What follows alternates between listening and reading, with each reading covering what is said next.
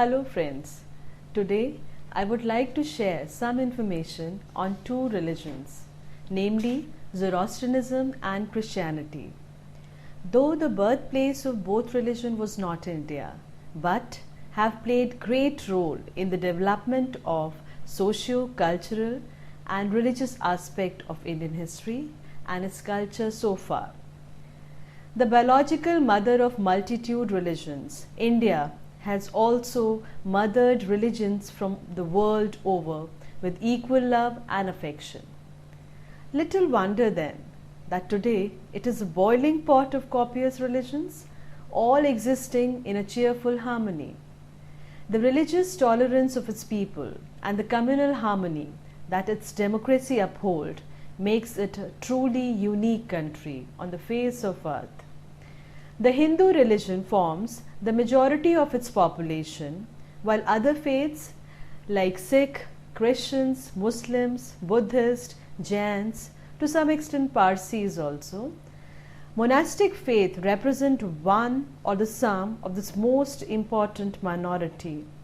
All these religions have contributed in their own way for the development of art, literature, philosophy, spiritual consciousness, and the fabric of the society on the whole. The message of love and brotherhood is expressed by all the religions and cultures of India.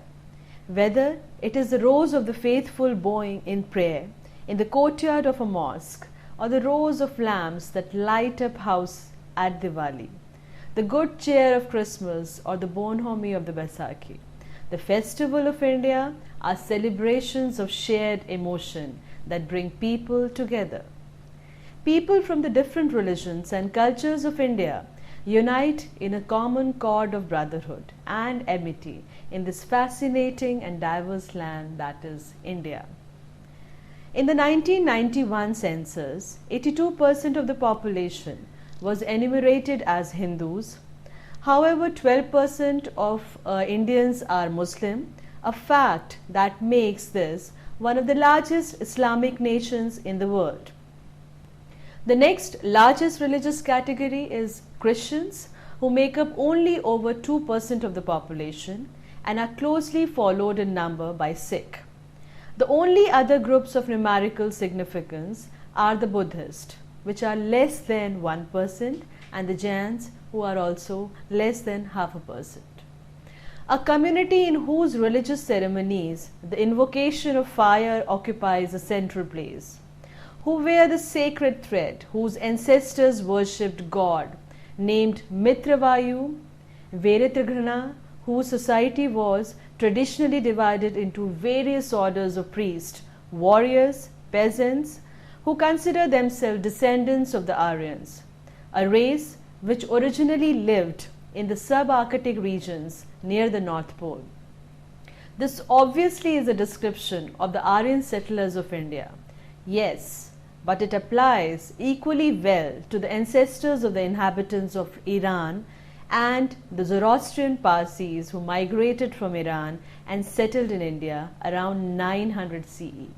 Let's just cover certain important aspects of this peculiar religion and the people called Parsis. Parsis, a member of one of the religious communities of India, number more than 1 lakh as per the census of 1973.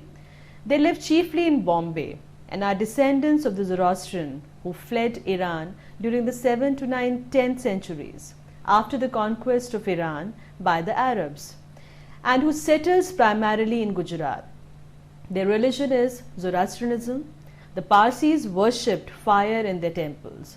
They do not bury their dead, but allow them to be torn to pieces by vultures in Tower of Silence, in order not to defile the elements sacred to them: fire, water, air, and earth.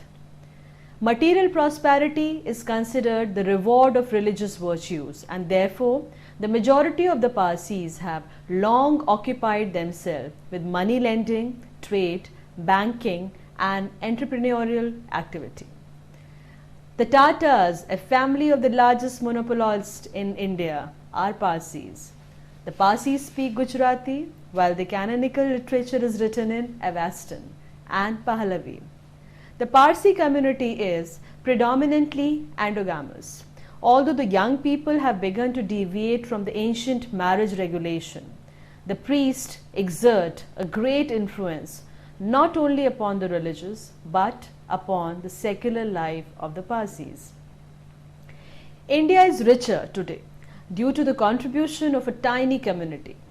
In the sciences, the arts, industry, Parsis have given back more than 1,000-fold in return to the land that gave them shelter 1,000 years ago. But they are a dying community. With UNESCO stepping in to help preserve their heritage, this story is one that must be told, read, and preserved. Parsis are of ancient Persian descent and belong to the Indo-European branch of the Aryans. The word Iran itself derives from the Avestan Aryana, Sanskrit Aryayan, or the way of the Aryans, that becomes Irya-an or Iran, according to the scholar historian Pilu Nanavati. Unlike other foreigners who came to India to plunder, loot, and rule, the Parsis assimilated with a quiet dignity into India's history and contributed their extraordinary genius in every walk of life. As intelligent refugees, while guarding their own ethnic, cultural, and religious identity with fierce pride, they were always mindful of their status and made friends wherever they went. As an ethnic group, Parsis have excelled in a way no other community has, and it would seem that their upbringing and strong religious belief may be the reason for this. There is in the Zoroastrian creed a simplicity that defies challenge. Be good, do good, think good, and fight evil. Be responsible for yourself and don't blame others. Listen to your conscience but laugh and enjoy life. Look after your own people and so on. From the time a child is able to understand social dynamics, right and wrong are clearly defined and the child is made responsible for his or her thoughts, words, and deeds. No wonder that when a Parsi child goes wrong, it's a reality.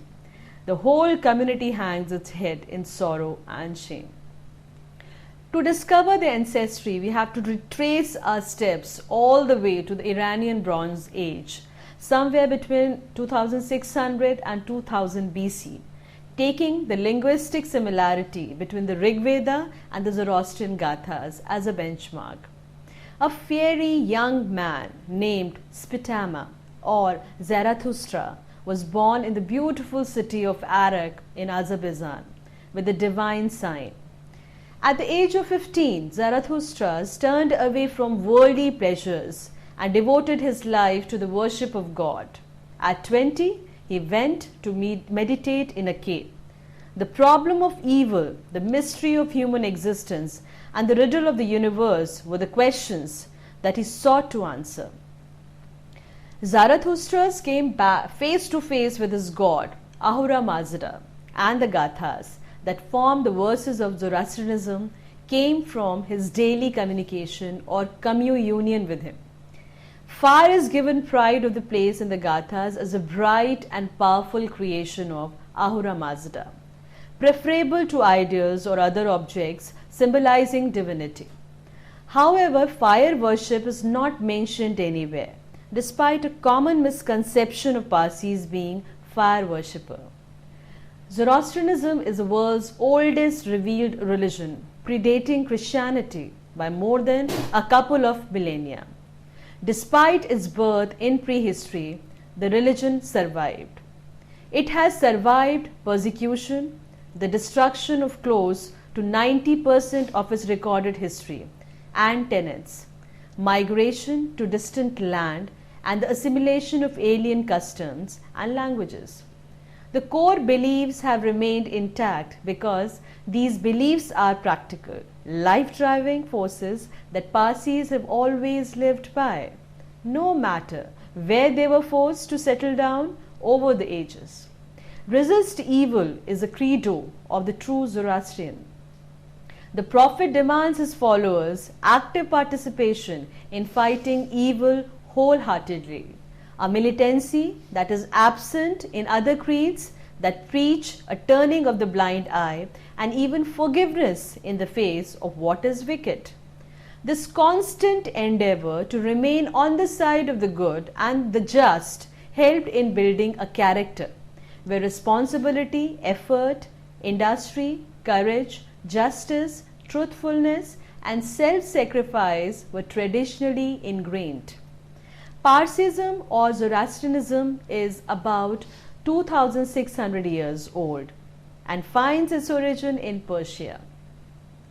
The Parsis believe that the Ahura Mazda is eternally in conflict with Angra Mainyu or Ahir man, who represent the evil force.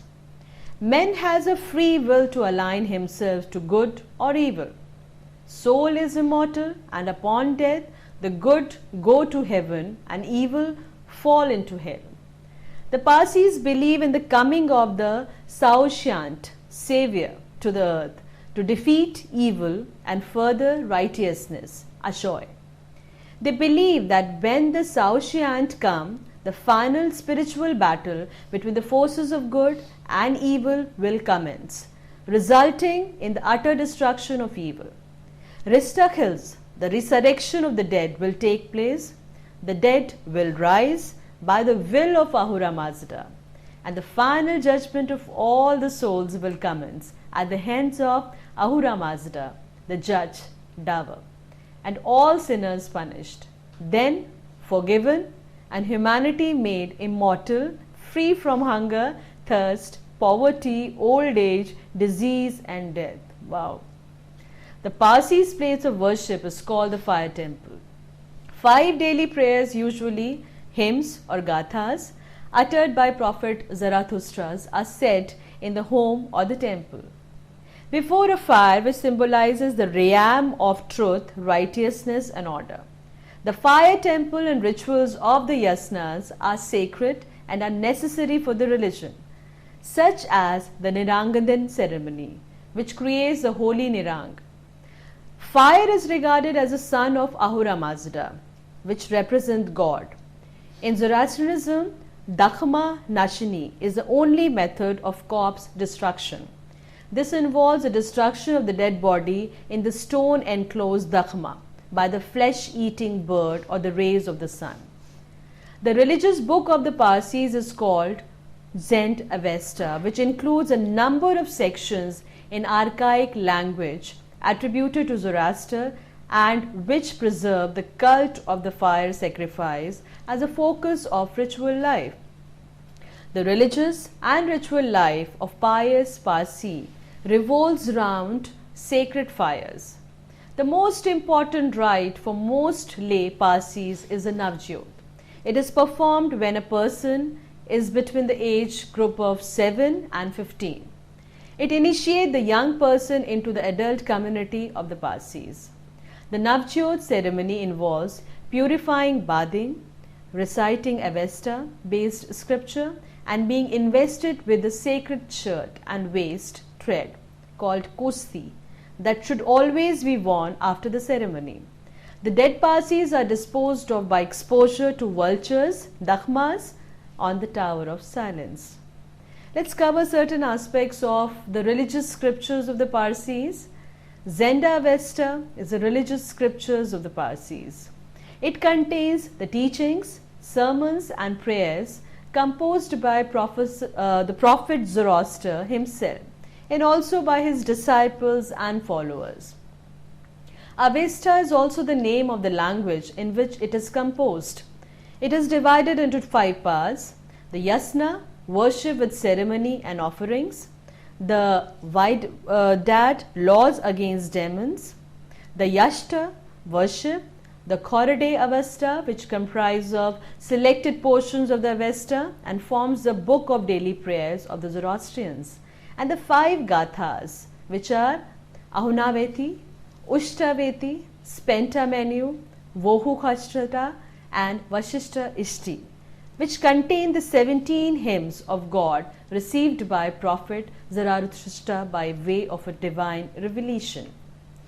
There are 3 principal sects among the Parsis: Shahenshai, Kadmi and Fasli. The only difference between the three sects is the calendar they adhere to. The Faslis follow the traditional the Persian calendar. The Shahinshahis calculate the calendar from the last Sasanian king, Yezdegerd III, and the Kadmis claim the calendar is oldest and the most accurate. Though the total number of Zoroastrian in Indian population is very less, yes, but they continue to be one of the important religious communities of India. According to this 2001 census, there were around 70,000 members of the Zoroastrian faith in India.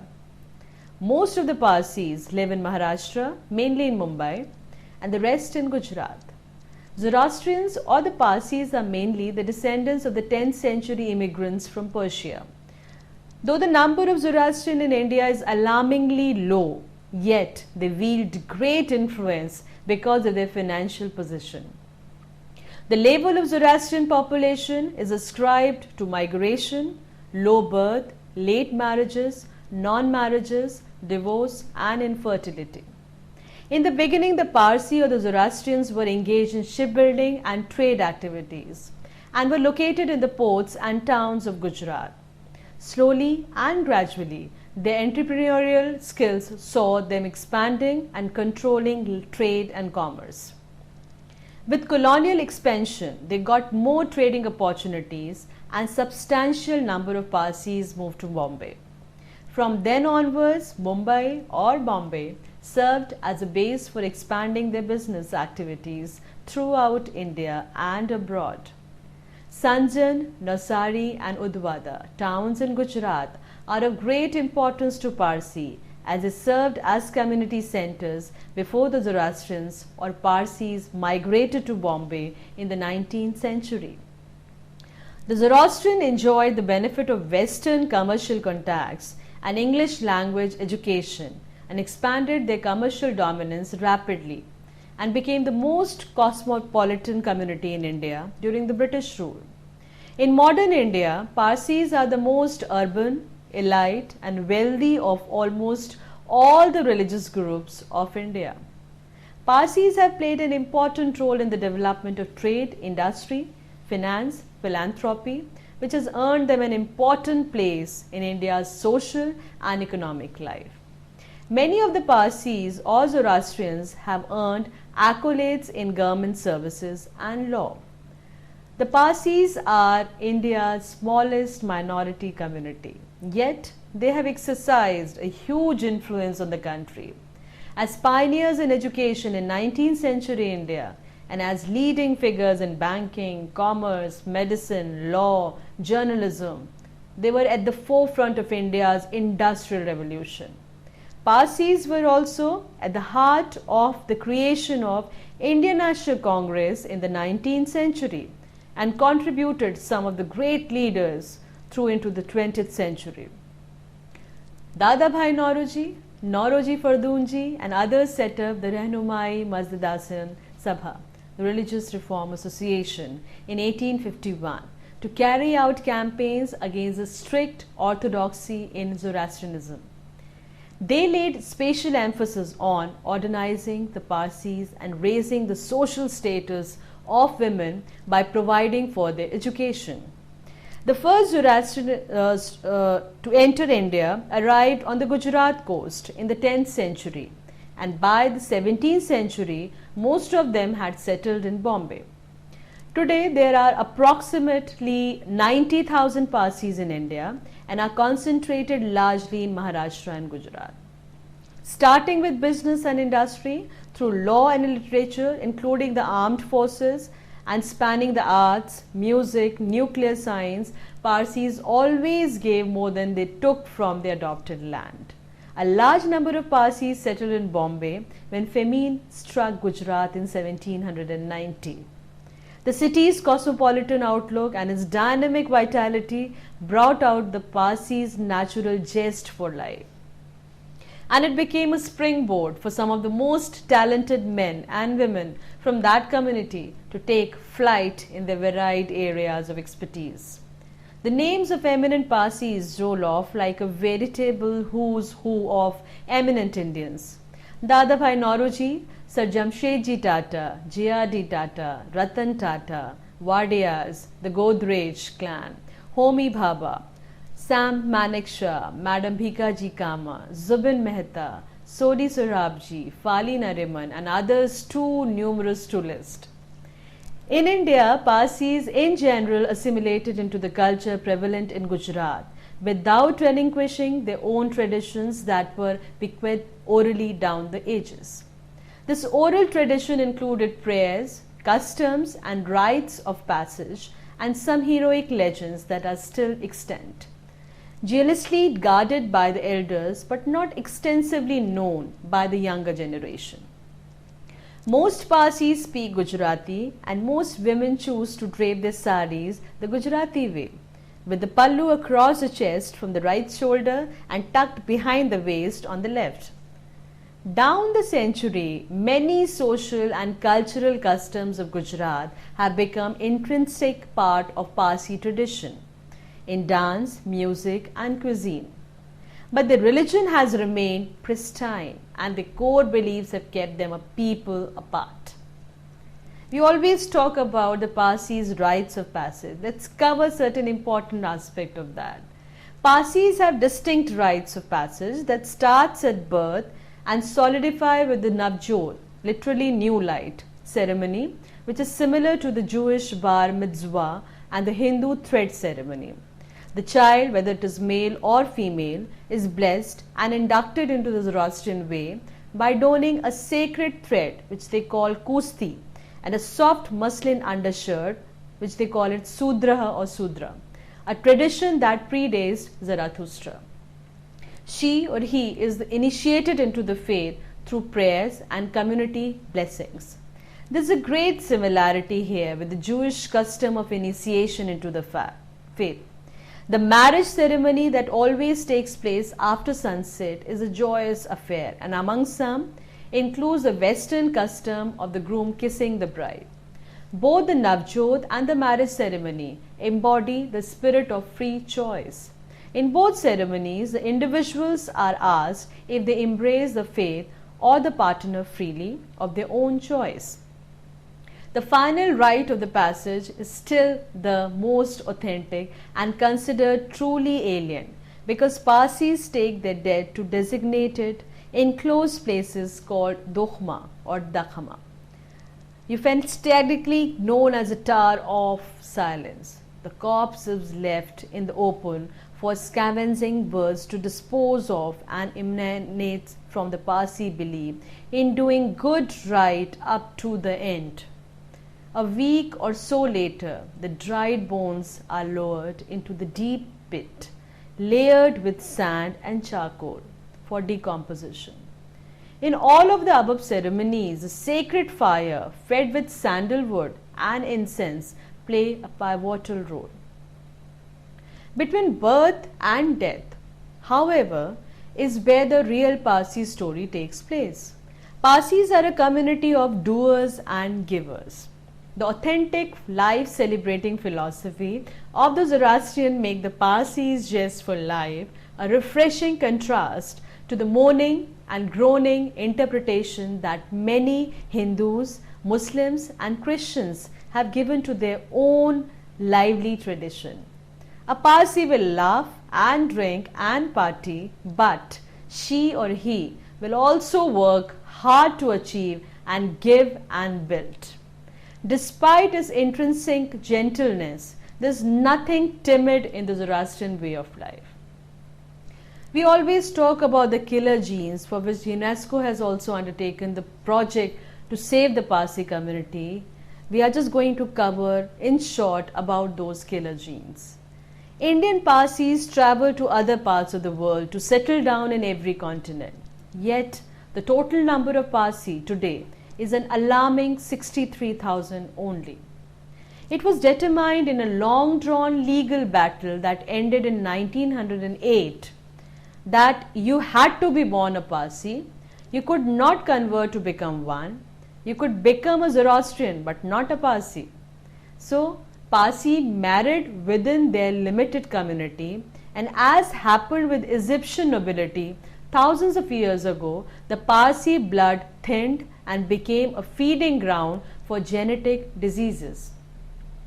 The killer genes simply got passed down the line until Parsis are now a community prone to hemophilia, osteoporosis and cancer. For many years, inter-community marriages were heavily frowned upon, but today it may be the only means of saving a vibrant group of people from dying out on us. And it is not just the race that is in jeopardy of extinction. The entire Parsi tradition, if you recall, was orally transmitted down the ages. With a thinning number in the younger generation and a larger group of elders, this tradition is in vital need of documentation and preservation.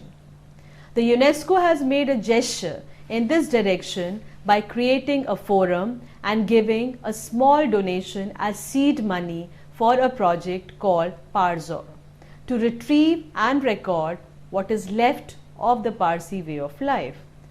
The project coordinator, the dynamic Dr. Sharzan Kama, says the project is in desperate need of help from both Parsis and others who are interested in preserving this community history. We need men, material and money to travel to places, document stories, legends and artifacts on film and even physically. We plan a museum, a library and films. Let's cover the Zoroastrianism aspect there in the Gujarat. Some Zoroastrian Persians migrated to India after the fall of the Sasanian Empire and gave rise to the modern Indian Parsi community. According to a chronicle written in the 17th century, the Kissa-e-Sanjan, the Parsis first came to India in 8th century. They landed in Diu and were later given refuge in Sanjan, a place in Gujarat, by the local king Jadi Rana. 5 years after this, they built the first fire temple, Atash Behram, to shelter the holy fire rescued from Iran. Over the years, this community acculturated the new land Gujarati, became the native language of the community, and the sari, the garment of the women. However, the Parsis preserved their separate culture and religious identity. Towards the end of the 10th century, the Parsis began to settle in other parts of the Gujarat. This gave rise to difficulties in defining the limits of priestly jurisdiction, which was resolved in 1290 AD by the establishment of 5 pankhas or the districts Sarjan, Nosari, Godara, Ankleshwar, Broj and Cambe. Late in the 15th century, Sanjan was attacked by a Muslim army, probably a war of conquest by the 6th Sultan of Gujarat. The Parsis supported the local Hindu king with 1400 men and was annihilated. The survivors fled with the holy fire, which was installed in Navsari in 1516. Later, due to disputes between priests, it was transferred and came to the present location at Udwada in 1742. Now in Bombay, from the 16th century, Surat became a major center of trade and more Parsi migrated to this town. The newly arrived European traders preferred to conduct business through this community, since their status as a minority gave them the necessary flexibility in their new role as brokers. The first record of a Parsi, Dorabji Nanabhai, settling in Bombay dates from 1640. After 1661, when Bombay passed to the British, there was a concerted effort to bring artisans and traders to settle in the new town. Ongiers wrote a letter to the factor in Surat on November 21, 1647 to invite as many weavers as possible, whereinto you will promise them such privileges, immunities and exemption from public duty as they shall reasonably desire from you. A large part of the Parsi migrants to Bombay in these years was constituted of weavers and other artisans. In 1673, the British handed over a piece of land in Malabar Hills to the Parsi community for the establishment of their first dakhma, the Tower of Silence. In 1735, Lauji Nasirwanji, a master shipbuilder, was granted land in Bombay by the East India Company. He took the name of his trade, Wadia, and moved on to the developing town. Incidentally, the Wadias built the ship Minden on board which Francis Scott Key composed the US national anthem, Star Spangled Banner. In 1780, 9.2% of the population of Bombay was Parsis. A first wave of migration followed a famine in Gujarat in 1790. By 1812, the number of Parsis in Bombay had quadrupled. In 1837, a second large wave of migration to Bombay followed a huge fire in Surat. Today, more than 70% of all Parsis live in Bombay. The Parsis are intimately connected with the history of Bombay. The cotton boom was largely fueled by Parsi entrepreneurs. The oldest newspaper in Bombay, Bombay Samachar, was run by Parsis. Congress stalwarts like Dadabhai Nauroji, Firoz Shah Mehta, Dinshaw Wacha were Parsis. One of India's biggest industrial houses was founded by a Parsi, Jamshedji Tata. Even the physical shape of Bombay was determined by donation to build causeways, roads, buildings by members of Jiji Bhoy and Ready Money families. Since some of the Avesta prayers contain references to the name of the month and some other prayers are used here and there at specific times of the year, the issue of which calendar is correct has theological ramifications as well. To further complicate matters, in the late 1700s or early 1800s, a highly influential head priest and staunch proponent of the Kadmi calendar, Feroz Kaus Dastur of the Dadi Seth Atash Behram in Bombay, became convinced that the pronunciation of prayers as recited by visitors from Iran was correct, while the pronunciation as used by the Parsis was not. He accordingly went on to alter some, but not all, of the prayers, which in due course came to be accepted by all adherents of the Kadmi calendar as a most ancient and thus presumably correct also. However, scholars of the Avestan language and linguistic contribute the difference in pronunciation to a vowel shift that occurred only in Iran, and that the Iranian pronunciation as adopted by Kadmis is actually more recent than the pronunciation used by the non-Kadmi Parsis. The calendar disputes were not always purely academic either. In the 1780, emotions over the controversy ran so high that violence would occasionally erupt. In 1783, a Shahanshai resident of Bharuch named Homaji Jamshedji was sentenced to death for kicking a young Kadmi woman and so causing her to miscarry. Of the 8 Atash Bahrams, the highest grade of the fire temple in India, 3 follow the Kadmi pronunciation and calendar, the other 5 are Shahanshai. The Fasilis do not have their own Atash Bahram. The Ilm-e-Khushnum, science of ecstasy or science of bliss, is a school of Parsi Zoroastrian philosophy based on a mystic and esoteric rather than literal interpretation of religious text. According to the adherents of the sect, they are followers of Zoroastrian faith as preserved by a clan of 2000 individuals called the Sahib-e-Dilan, masters of the heart, who are said to live in complete isolation in the mountainous recesses of the Caucasus, alternately in the Alborz range around Mount Damavand. The largest community of followers of the Khushnum lives in Jogeshwari, a suburb of Bombay, where they have their own fire temple, Behram Shah Naurozi Shroff de Meher, their own housing colony, Behram Bog, and their own newspaper, Parsi Pukar. There is a smaller concentration of adherents in Surat, where the sect was founded in the last decades of the 19th century.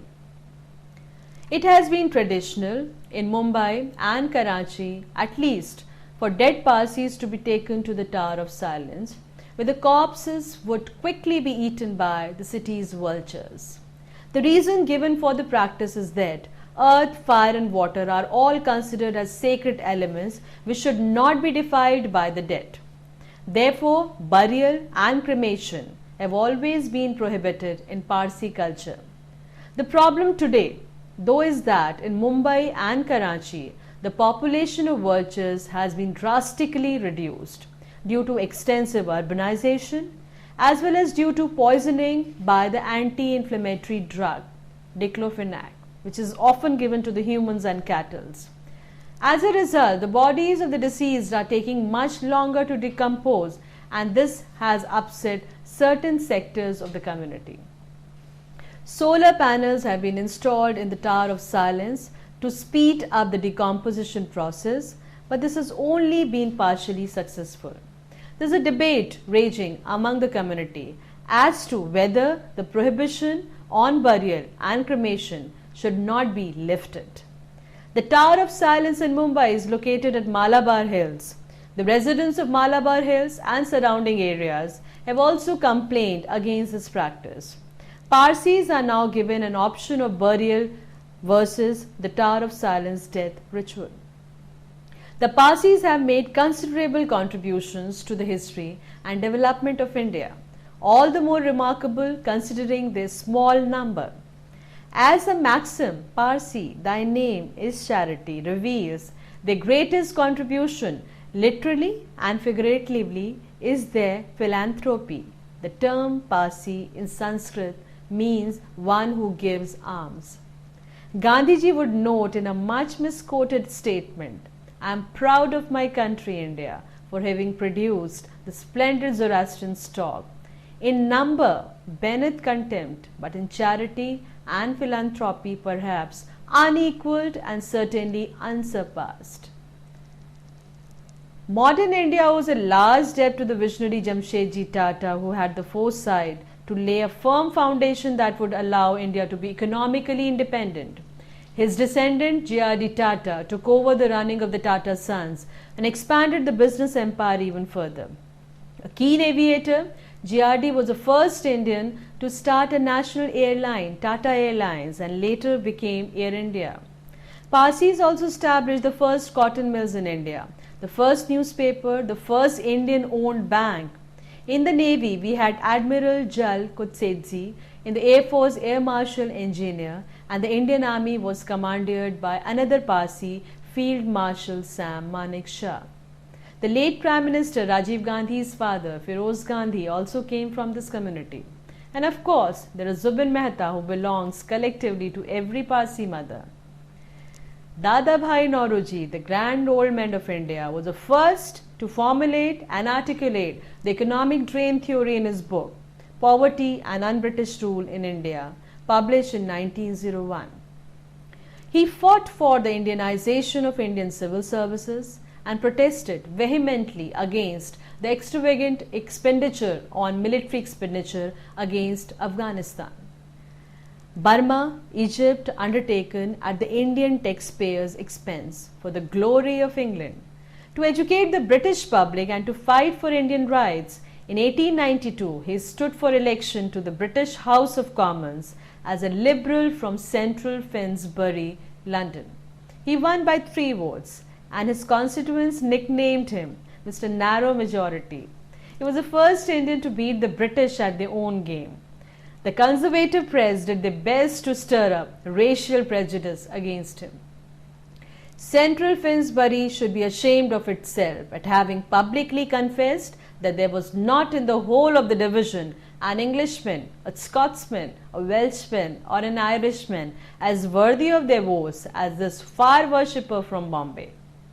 In 1893, Dadabhai Nauroji expressed the spirit of an emerging national identity when he stated, whether I am a Hindu, a Mohammedan, a Parsi, a Christian or of any other creed, I am above all an Indian. Our country is India, our nationality is Indian. In 1895, he was appointed to the Royal Commission on Indian Expenditure. He returned to India and was thrice elected to the post of the President of the Indian National Congress in 1886, 1893 and again in 1906. In 1893, Dadabhai Nauroji expressed the spirit of an emerging national identity when he stated, "Whether I am a Hindu, a Mohammedan, Parsi, Christian, I am an Indian." The Congress demand for Swaraj, independence, was first expressed publicly by him in his presidential address in 1906. The second in this category comes the Madam Bhikaji Kama. Our radical firebrand was exiled from India and Britain and lived in France. Bhikaji was a tireless propagandist for Indian independence. Russian comrades used to call her India's Joan of Arc. Lenin reportedly invited her to reside in Russia, but she did not accept the invitation. In 1907, she addressed an audience of 1,000 Germans at the Stuttgart Conference. After her impassioned speech, Anne unfurled a flag, a tricolour, which became, with some changes, India's national flag 40 years later. As her activities grew more radical, the British requested the French to extradite her. The French refused in 1936 alone, and seriously ill, wishing to die in her own country, she petitioned the British government to be allowed to return home. Her request was granted, provided she signed what she had refused to all her life, a statement promising that she would take no part in politics. She returned to Bombay and after an illness of 8 months died lonely, forgotten and unsung in the Parsi General Hospital. Next person is Firoz Shah Mehta. In 1890, as President of Indian National Congress, Firoz Shah Mehta delivered the presidential address in which he said, "In speaking of myself as a native of this country, I am not unaware that, incredible as it may seem, Parsis have been both called and invited and allured to call themselves foreigners." He saw through the British tactics of binding Parsi loyalty to the crown. They repeatedly made Parsis feel superior by showering them with decorations and praise. Up until 1946, a total of 63 Parsis had been knighted. Of the 4 Indians who had been made hereditary baronets until 1908, 3 were Parsis.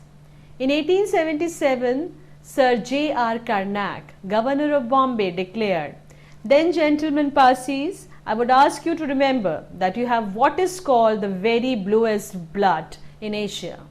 Known as the father of municipal government in Bombay, he drafted the Bombay Municipal Act of 1872.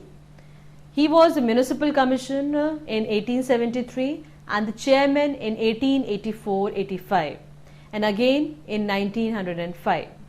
A lawyer by profession, Firoz Shah Mehta was elected the President of the Indian National Congress in 1890. He founded the newspaper Bombay Chronicle in 1910, and the same year he was made the Vice Chancellor of the Bombay University. Studied at Elphinstone College, Bombay, and later went to England to study law. He was called to the bar in 1868. Next personality, Homi Jahangir Bhabha, renowned scientist. Homi Bhabha served as the president of UN Conference on Peaceful Uses of Atomic Energy in 1955 and later as president of International Union of Pure and Applied Physics from 1960 to 63. Bhabha joined the Indian Institute of Science, Bangalore in 1940 as a reader in physics. He then established with funds from J.R.D. Tata the Tata Institute of Fundamental Research in Bombay in 1945. Son of a barrister, Homi Bhabha studied engineering at Cambridge. He died in a plane crash on Mont Blanc on January 24, 1966. It's historically proven now that Parsis have made considerable contributions to the history and development of India, all the more remarkable considering this small number. As a maxim, Parsis, "Thy name is charity," reveals their greatest contribution, literally and figuratively, is their philanthropy. Gandhiji would note in much misquoted statement, "I am proud of my country, India, for having produced a splendid Zoroastrian stock, in number beneath contempt, but in charity and philanthropy perhaps unequaled and certainly unsurpassed." Now to cover another important religion in India which has just left its footprint on Indian culture is Christianity. By tradition, Christianity is said to have arrived in India with Saint Thomas, one of the apostles of Jesus Christ, who spent some time in South India and possibly died there. However, others believe that the first missionary arrived in the country was Saint Bartholomew. Historically, Christian missionary activity started with the advent of Saint Francis Xavier in 1544. He was followed by Portuguese missionaries at first and eventually by missionaries from other countries like Denmark, Holland, Germany and Great Britain. Throughout the 18th and the 19th century, Catholics as well as Protestant missionaries preached Christian doctrines in India and also made important contribution to social improvement and education in India. Much of the modern influence in the Indian society be attributed to the role of Christianity in India. Christian missionaries helped in setting schools and colleges all over India and also spread the message of faith and goodwill in the country. Christianity and its teaching influenced a number of intellectuals and thinkers in India, including Mahatma Gandhi. Today, the Christians in India number about 30 million, which consists of people from every denomination of Christianity. Christianity in India's third largest religion with approximate 24 million followers, constituting 2.3% of India's population. The works of scholars and Eastern Christian writings state that Christianity was introduced to India by Thomas the Apostle, who visited Madurais in Kerala in 52 CE to proselytize amongst Kerala's Jewish settlement. However, this is widely disputed due to lack of credible historical evidence. Today, Christians are found all across India and in all walks of life, with major populations in parts of South India, the Konkan coast and the Northeast. The Christian Church runs thousands of educational institutions, hospitals and has contributed significantly in the development of the nation. Most Christians in India are Catholics. The Eastern rites include the Swraup, Malabar Catholics, Church End and the Malankara Orthodox Syrian Church, which are prominent in Kerala. Other churches include the Mar Thoma Syrian Church, Church of South India (CSI), the Church of North India (CNI), Presbyterian Church of India, Pentecostal Church, the Pentecostal Mission and other evangelical groups. About 2.5% of India's population are Christians. Christianity arrived in India almost about the same period as it arrived in Europe, meaning about 2000 years ago.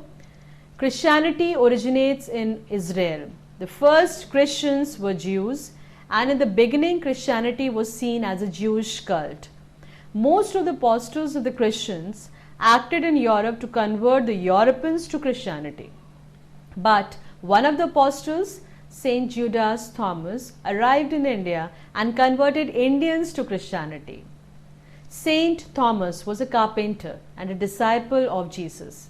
He was brought to India by a merchant to build a temple. Saint Thomas arrived in Kerala in South India in 52 AD. He succeeded in converting local Indians to Christianity. His converts were called Syrian Christians. One assumption says that some of the Syrian Christians were actually Jews converted by Saint Judas Thomas to Christianity. The disciples of Jesus at first intended to convince the Jews to adopt the philosophy of Jesus as new Judaism. Later on, other Christian saints arrived to India as missionaries, but most of the Indians were converted to Christianity by the missionaries who arrived in India with a European power from 15th century onward. The European power arrived in India for commercial reasons, especially spices, but they also started converting local Indians to Christianity. 5 European countries sent their representative to India: Great Britain, France, Denmark, Netherlands and Portugal. Of the 5 European powers, the Portuguese were most enthusiastic to baptize Indians. The Portuguese were the first European power to arrive in India. Their first ship, under the leadership of Vasco da Gama, arrived in South India in 1498 after it had circled the whole continent of Africa. The Portuguese, inspired by the Pope's order to baptize people around the world, not only fought wars against the local Indian rulers, but they even tried to enforce their Roman Catholic prayers on Syrian Christians. After many wars, the Portuguese were defeated by local rulers and they had only one big pocket of control in India, Goa. The Portuguese not only fought the Indian rulers, but they also fought against other European powers in India, especially Dutch and English. Many Portuguese churches in Kerala were turned into English and Dutch churches after they were captured by these powers. The English missionaries started acting in India at a much later period. The British, unlike the Portuguese, did not allow the missionaries to enter their territories in the beginning. The British arrived in India in 1600 and they allowed the missionaries to enter their territory only from 1813. The British allowed different churches to establish missionaries in their territory. The missionaries didn't only spread Christianity, but they also did humanitarian deeds, giving the needy basic necessities of life like food, clothes, shelter. The missionaries also built schools in India, and many of them even today have Christians or European originated name. The British church missionaries succeeded less than the Portuguese in converting Indians to Christianity. But unlike the Portuguese who tried to enforce Christianity, these Protestant converts were voluntary. The Portuguese were also aware of the Indian customs, according to which the wife followed her husband's faith and therefore married their men to Indian women. There were about 30 million Christians in India. The major centers of Christianity in India are Kerala, Tamil Nadu, Goa, Manipur and Mizoram. There is also a big community of Christians in Mumbai. The main division of Christians in India is like in the Christians world. Protestants, Catholics, there are also different denominations among them. Syrian Church, Armenian Church, Anglican Church and others. Most of the Indian Christians are converted by the Portuguese. There is also an Anglo-Indian community in India. Christianity arrived in India much before it reached Europe, so it is said that the first surviving church in the world is in India. Some scholars argue that Jesus spent his 20s in India, and it is generally believed that the wise men from the East were sages from India. So the intermingling of Christianity and Indian religion has taken place ever since the birth of Christianity. The St. Thomas Christians are an ancient body of Christians in southwestern India who trace their origin to the evangelical activity of Thomas in the 1st century. Within India, members of these churches are sometimes known as Syrian Malabar Nasranis. The four major groups, all centered on the Malabar coast of the Indian state of Kerala, are the Syro-Malabar, the Syro-Malankara, the Syrians Orthodox and the Mar Thoma. Whatever their early history, from at least the 6th century, the St. Thomas Christians were part of the Church of the East, also known as Nestorian Church, centered in Persia. In the 8th century, the community was organized as one of the church provinces of the exterior. The St. Thomas Christians were greatly affected by the arrival of the Portuguese beginning in 1498. The Portuguese attempted to bring the community under the auspices of the Latin Rite Catholicism, resulting in permanent rifts in the community. The traditions go back to the 1st century Christians' thought and the 7 churches established by St. Thomas the Apostle during his mission in Malabar. These are at Kodungalur, Mujiris, Paravur, Palayurur, Kokamangalam, Niranam, Chayal and Kollam. About the Syrian Malabar Nasranis, they were the ethnic people and a single community. As a community with common cultural heritage and cultural traditions, they refer to themselves as Nasranis. However, as a religious group, they refer to themselves as Mar Thoma Christianical as English or Saint Thomas Christians, based on their religious traditions flowing from the early church of Saint Thomas Christians or Saint Thomas tradition of Christianity. Throughout Kerala, one can find Christian families that claim their descent from ancestors who were baptized by Apostle Thomas. Saint Thomas Christians were classified into the caste system according to their profession, with special privileges for trade granted by the benevolent kings who ruled the area. After the 8th century, when Hindu kingdoms came to sway, Christians were expected to strictly abide by stringent rules pertaining to caste and religion. This became a matter of survival. This is why St. Thomas Christians had such a strong sense of caste and tradition, being the oldest order of Christianity in India. The churches were modeled after Jewish synagogue. The church is neat and they keep it sweetly. There are mats but no seats. Instead of the images, they have some useful writing from the Holy Book. In short, the St. Thomas Christians of Kerala had blended well with the world of Eastern churches and with the changing socio-cultural environment of their homeland. Thus, the Malabar Church was Hindu in culture, Christian in religion, and Judeo-Syro-Oriental in terms of origin and worship.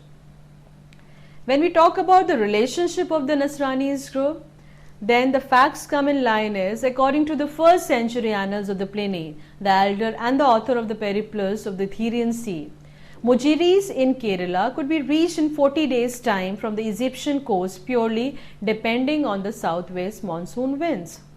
The Sangam works, Puranaruru and Akananururu, have many lines which speaks of Roman vessels and the Roman gold that used to come to the Kerala ports of the great Chera king in search of pepper and other spices which had enormous demand in the west.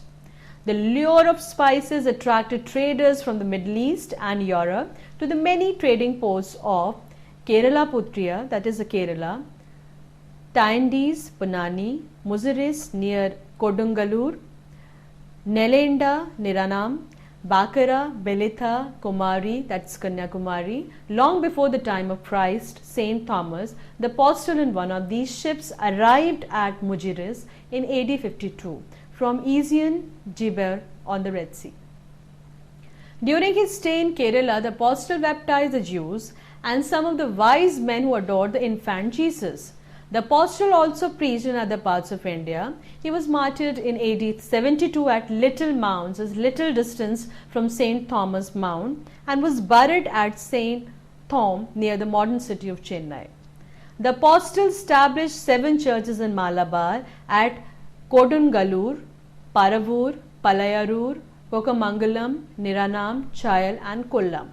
The visit of the apostle Thomas to these places and to Mylapore on the east coast of India can be read in the Ramban song of Thomas Ramban set into Mock 1500. Several ancient writers mention India as a scene of St. Thomas' labor.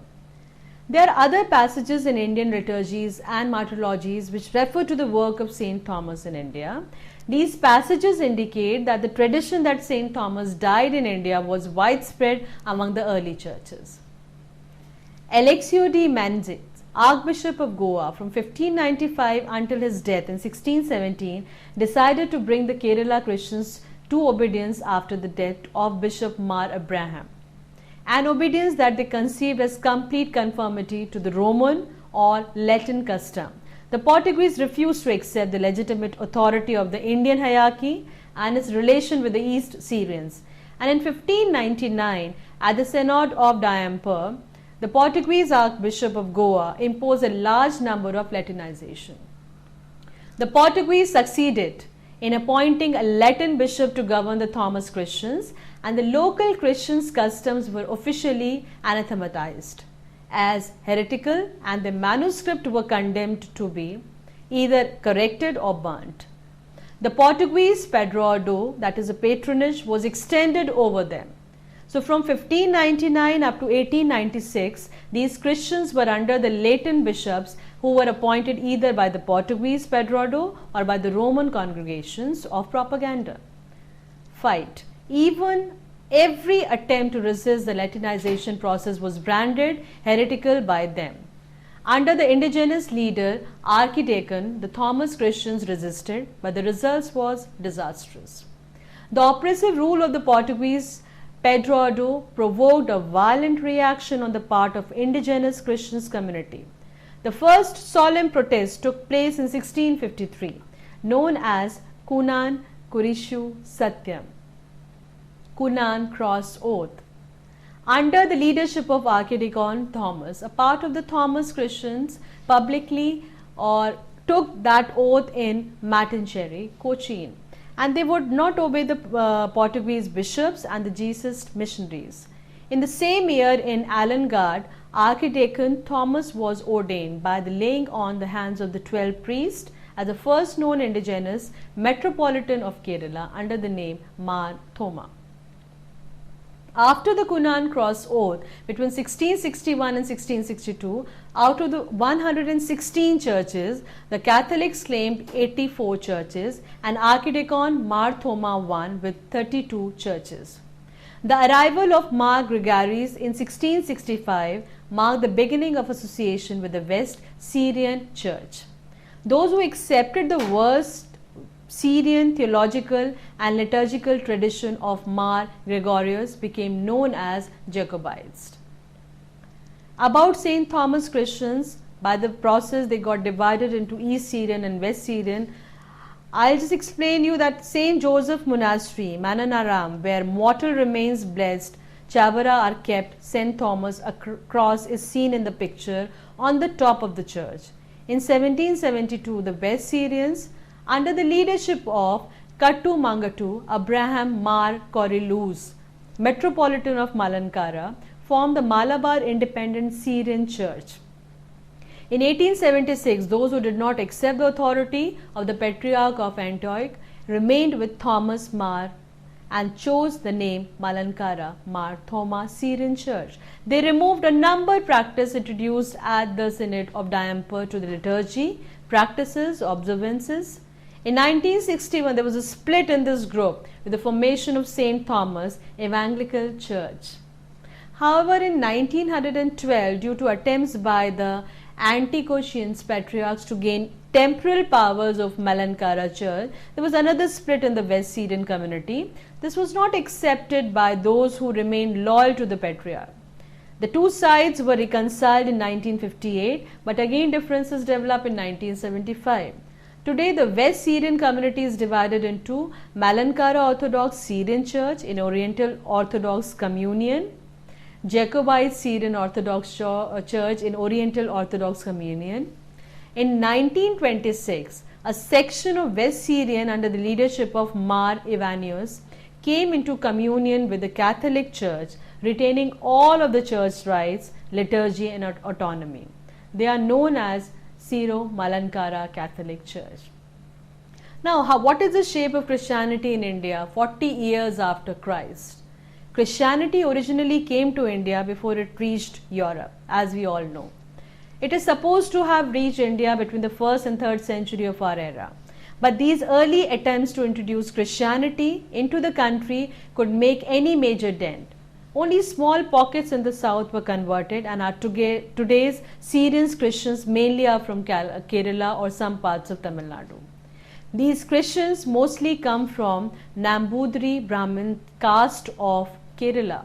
They represent an interesting sociological entity.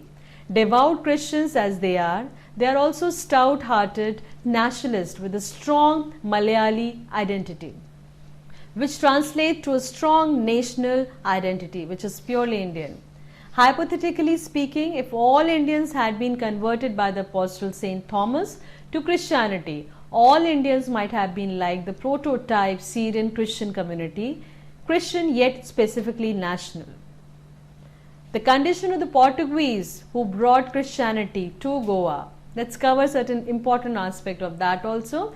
Christianity as Catholicism was introduced in Goa in a large way in 15th century by the Portuguese colonists. The Portuguese were Roman Catholics. When they reached Indian shores, they were still under the influence of crusades. and in inquisition of the early centuries of their rule in Goa, Daman and Diu, they didn't make use of the force to effect conversion of the native Hindus to Christianity. A part of the early converts to Christianity were a result of taking of Indian wives by the Portuguese officials. These converts were termed mestizos, or mixed blood. To these were added the progenies of extramarital relations between the colonial officials and the natives' women folk. The offsprings of such relations were brought up as Roman Catholics. These facts have been recorded in the Portuguese records of the colonial period. The occurrence of aquiline features of fair skin in some Goan Christians' families seems to be an inheritance of such relations. In the early part of the Portuguese rule, the colonialists are also recorded to have forcibly converted temples into churches. As British and American missionaries spread out from Delhi into the heartland of Punjab, their preconceived ideas about Hinduism and Islam broke out rapidly as they established institutions requiring the close cooperation of Indians. Two-thirds of foreign missionaries who entered the Punjab were women, and issues of gender as well as the race were central dilemmas in a cultural encounter that featured numerous irresolvable conflicts. The missionaries' commitment to a Christian's universalism clashed with the visible realities of their imperial privileges. Although determined to build multi-racial institutions based on spiritual equality, missionaries were the beneficiaries of an imperial racial hierarchy. Their social encounters with Indians were exceedingly complex, involving intimacy and affection as well as affronts and betrayals. Missionaries were compelled to react to circumstances not of their own making and were forced to negotiate and compromise with Indian Christians, government officials, Indian critics of the missionary movement, and many non-Christian students, patients, and a staff at large, influential missionary schools, colleges, hospitals, etc. In villages, university-educated clergymen who had hoped to convert the Hindus and the Muslim elite found themselves in surprising position of advocating the rights of stigmatized and oppressed rural laborers. The history of elite institution buildings took surprising turns during the rise of national movement as missionaries struggled with the conflict between their own transparent entanglement with imperialism and their attempts to foster new forms of indigenous Christianity that would outlive British imperial rule. It is well known generally that the Portuguese observed strict racial segregation and followed a policy of discrimination against all native Indians, whether Hindus or Christians. The immigration of some families of Goan Christians to Mangalore in 16th century was a result of discriminatory treatment by the Portuguese. Even today, there exists a significant Konkani-speaking Roman Catholic community around Mangalore. The third segment of Indian Christians are the Protestants. They form a minority among the Christian community and are a result of Protestant missionaries. The British colonists largely kept away from proselytizing the activities. Conversion to Christianity during British rule was mostly due to the activities of the missionaries. Indian Christians have generally not lived a barrack-like existence like the Muslim. There has been a significant social interaction between the Hindus and the Christian. The feeling of animosity that exists, the Muslims has been absent in the case of the Christian. As almost all Indian Christians are converted from Hinduism, they display many traces of their pre-conversion culture. So let's cover a few details about Hindu customs among the Christian community in India. To begin with, Indian Christians, especially the Protestants, have still preserved the surname of their pre-conversion days. In many cases, they also have Hindu first name. This makes them completely identical with the Hindus, at least externally. The reason could partly lie in the fact that many converts to Protestant Christianity were voluntary ones and belonged to the upper section of Hindu society. The conversion of the Reverend Vaman Narayan Tilak is one example. These voluntary converts to Christianity turned to that religion consequent to philosophical speculation.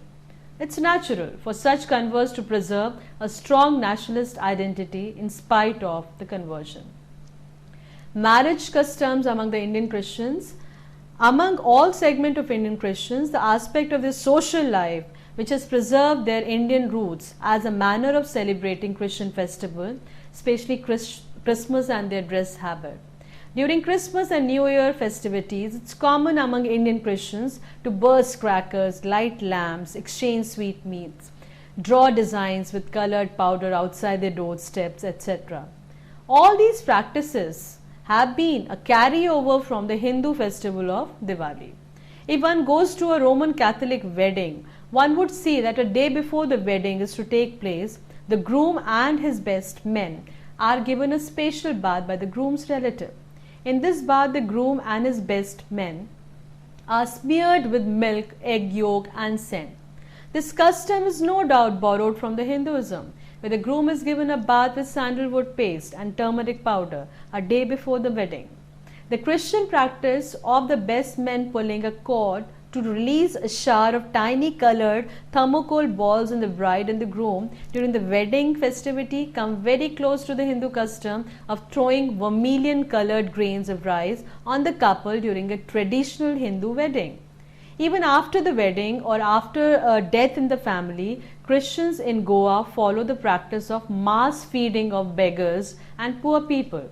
This custom seems to be a carryover of the Hindu custom of feeding Brahmins and poor people during any important social or religious function.